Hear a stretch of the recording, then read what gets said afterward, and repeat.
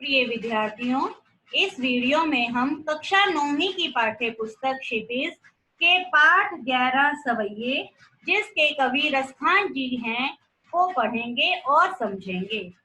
आइए सबसे पहले मैं आपको कवि रसखान के बारे में बताती हूँ। रसखान का जन्म सन 1548 में हुआ माना जाता है। उनका मूल नाम सैयद इब्राहिम था और वे दिल्ली के आसपास के रहने वाले थे। कृष्ण भक्ति ने उन्हें ऐसा मुग्ध कर दिया कि गोस्वामी विठल दास से दीक्षा ली और ब्रज भूमि में जा बसे। सन 1628 के लगभग उनकी मृत्यु हुई। सुजान रसखान और प्रेम वाटिका उनकी उपलब्ध कृतियां हैं। रसखान रचनावली के नाम से उनकी रचनाओं का संग्रह मिलता है। प्रमुख कृष्ण भक्त कवि रसखान की अनुरक्ति न केवल कृष्ण के प्रति प्रकट हुई है, बल्कि कृष्ण भूमि के प्रति भी उनका अनन्य अनुराग व्यक्त हुआ है। उनके काव्य में कृष्ण की रूप माधुरी, ब्रज महिमा, राधा कृष्ण की प्रेम लीलाओं का मनोहर वर्णन मिलता है। वे अपनी प्रेम की तन्मयता, भाव विभलता और आसक्ति के उल्लास के लिए जितने प्रसिद्ध हैं, उतने ही अपनी भाषा की मार्मिकता, शब्द चयन तथा व्यंजक शैली के लिए भी। उनके यहाँ ब्रज भाषा का अत्यंत सरस और मनोरम प्रयोग मिलता है, जिसमें जरा भी शब्द आडंबर नहीं है। यहाँ संकलित प्रथम और दूसरे सवैये में कृष्ण और कृष्ण भूमि के प्रति कवि का अनन्य समर्पण भाव व्यक्त हुआ है। तीसरे छंद में कृष्ण के रूप सौंदर्य के प्रति गोपियों की उस मुग्धता का चित्रण है, जिसमें वे स्वयं कृष्ण का रूप धारण कर लेना चाहती हैं। चौथे छंद में कृष्ण की मुरली की धुन और उनकी मुस्कान के अचूक प्रभाव तथा गोपियों की विवशता का वर्णन है। सवैये। मानुष हो तो वही रसखानी, बसों ब्रज गोकुल गांव के ग्वारण। जो पशु हो तो कहा बस मेरो, चरऊं नित नंद की धेनु मंझारन। पाहन हो तो वही गिरि को, जो कियो हरि छत पुरंदर धारण। जो खग हूँ तो बसेरो करूं, मिली कालिंदी कूल कदम की डारन। आइए सबसे पहले हम शब्दार्थ समझते हैं। मानुष का अर्थ होता है मनुष्य, बसों बसु, ग्वारन ग्वाल बाल, कहा बस वश में नहीं होना, चरऊं चरूं, नित हमेशा, पाहन पत्थर, धेनु गाय, मंझारन बीच में, गिरी पर्वत, छत्र छाता, पुरंदर इंद्र, धारण धारण किया, खग पक्षी, बसेरो निवास करूं, कालिंदी यमुना, कूल किनारा, कदम्ब एक वृक्ष, डारन का अर्थ होता है शाखाएं।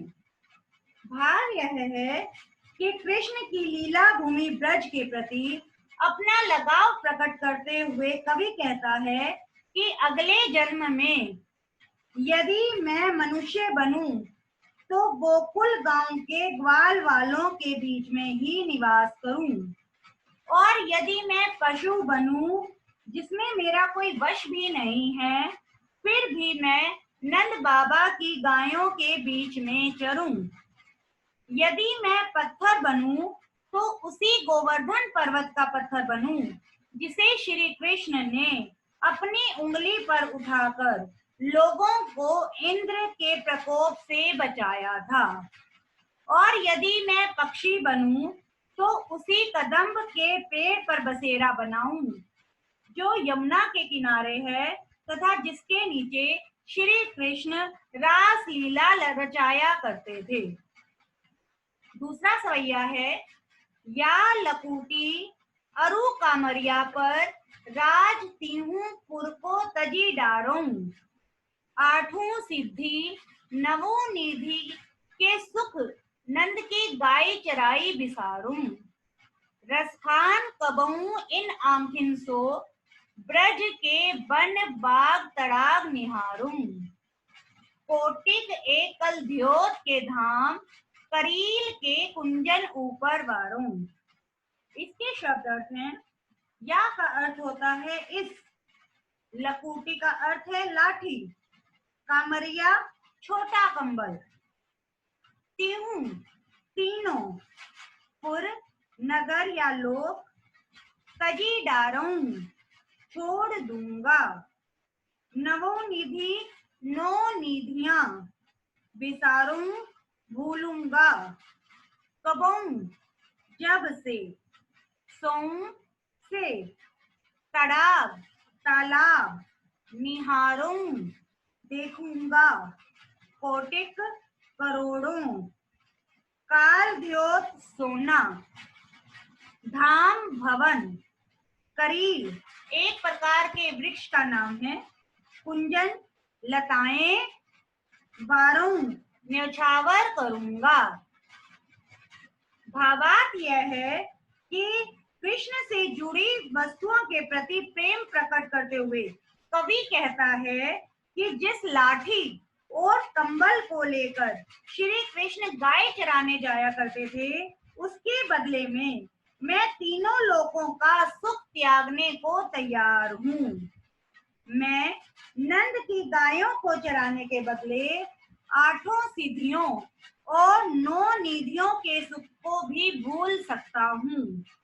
मैं ब्रज भूमि पर स्थित वन, बाग और तालाब को देखते रहना चाहता हूँ। मैं इन करील के कुंजों में रहने के बदले हजारों सोने के महलों का सुख त्यागने को भी तैयार हूँ। कहने का अभिप्राय यह है कि कवि श्री कृष्ण से जुड़ी हुई सभी वस्तुओं के ऊपर अपना सब कुछ न्यौछावर करने को भी तैयार है। तीसरा सवैया है, मोर पखा सिर ऊपर राखी हूँ, गुंज की माल गरे पहिरूंगी, ओढ़ी पितंबर ले लकूटी, बन गोधन गवारिन संग फिरूंगी। भाव तो वो ही मेरो रसखान सो, तेरे कहे सब स्वांग करूंगी। या मुरली मुरली धर की, अधरान धरी अधरा ना धरूंगी। इस सवैये के शब्द अर्थ हैं। मोर पखा का अर्थ होता है मोर के पंखों से बना हुआ मुकुट। राखी हूँ रखूंगी। गुंज का अर्थ है एक जंगली पौधे का छोटा सा फल। गरे गले में, पहिरूंगी पहनूंगी, पीतंबर पीला वस्त्र, गोधन गाय रूपी धन, गवारिन गवालन, फिरूंगी फिरूंगी, भाव तो अच्छा लगना, वही जो कुछ, स्वांग रूप धारण करना, मुरलीधर श्री कृष्ण, अधरा होठों पर, धरूंगी रखूंगी। इस सवैये का भावार्थ यह है कि श्री कृष्ण के सौंदर्य पर मुग्ध एक गोपी दूसरी गोपी से कहती है कि हे सखी, मैं कृष्ण की तरह ही अपने सिर पर मोर के पंखों का मुकुट और गले में गुंज की माला पहन लूंगी। मैं पीले वस्त्र धारण करके श्री कृष्ण की तरह ही गायों के पीछे लाठी लेकर वन ग्वालों के संग वन वन में फिरूंगी। मेरे श्री कृष्ण को जो कुछ भी अच्छा लगता है, मैं वह सब कुछ करने को तैयार हूँ। पर हे सखी, श्री कृष्ण की उस मुरली को मैं होठों पर कभी भी नहीं रखूंगी, क्योंकि उस मुरली ने ही श्री कृष्ण को हमसे दूर किया है। सखी श्री कृष्ण के सभी रूप धारण करने को तैयार है, लेकिन वह उसकी मुरली को अपने होठों पर नहीं रखेगी। चौथा सवैया है, कानने दे अंगूरी, रहीबो जब ही मुरली, धुनी मंद बजे है। मोहने तानन सो रसखानी, अटा चढ़ी गोधन गेही तो गेही। तेरी कहूँ सिगरे ब्रज लोकनी, काली को कितनो समझे है। मायरी वाह मुख की मुस्कानी, समारी न जयही न जयही न जयही।